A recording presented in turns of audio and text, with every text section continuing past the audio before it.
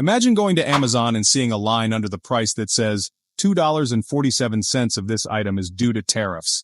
That almost happened. And it set off a firestorm in Washington. President Trump personally called Jeff Bezos. The White House accused Amazon of making a political move, and now the entire debate over tariffs, transparency, and tech power is boiling over. If Amazon went through with it, you'd see, plain and simple, how much tariffs are costing you as a shopper. But what was Amazon really planning? Why did Trump get involved? And is this about pricing or politics? Here's what actually happened, and what it means for your next Amazon haul. It started with a report from Punchbowl News. Amazon was considering showing the cost of tariffs right next to the listed price of certain products. The idea? To increase transparency, let shoppers see how much of an item's price comes from U.S. tariffs, especially the new 145% import tax from China and a 10% baseline for other countries. This wasn't for Amazon's main site, but for a smaller spin-off called Haul, which sells items under $20. Still, the implications were massive. It would give millions of shoppers a visual reminder that tariffs affect their wallets, not just big businesses. Amazon later said the idea was discussed, but never approved. But by then, it was too late. The story had already reached the White House, and the phones were ringing.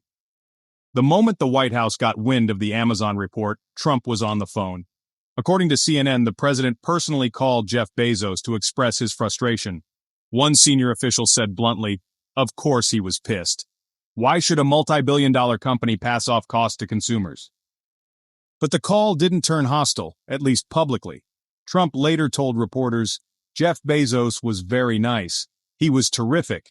He solved the problem very quickly. It was a rare moment of praise between two figures who've often been at odds. The message, however, was clear. Amazon displaying tariffs would be seen not as transparency, but as political provocation. And within hours, Amazon clarified, the idea wasn't going to happen, at least not on its main platform. The fallout was immediate.